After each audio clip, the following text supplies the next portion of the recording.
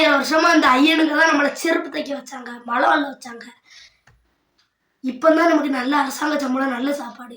நம்மளோட பாட்டங்காலத்துல பழைய கஞ்சி வெங்காயம் கிடைச்சாலே பெரிய விஷயம் அப்படின்னு பல பேர் நினைச்சிட்டு இருக்காங்க. ஆனா நடந்தது என்னன்னு தெரியுமா?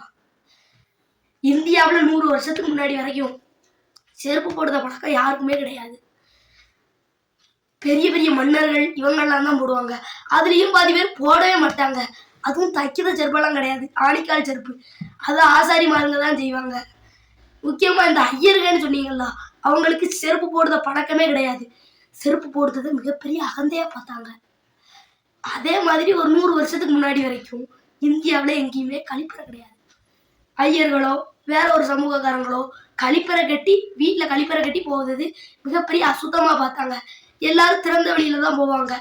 இந்த முகலாயர்கள் படையெடுப்புக்கு முன்னாடி வரைக்கும் இந்தியாவில் மிகப்பெரிய மன்னர்களோட அரண்மனையில கூட கழிப்பறை கிடையாதுன்னா பார்த்துக்கோங்க.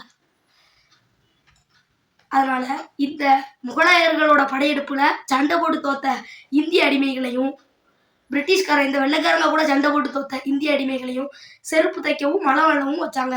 அதுக்கு முன்னாடி வரைக்கும் செருப்பு தைக்க மழை வெள்ள எந்த ஒரு சமுதாயம் உருவாக்கப்படல.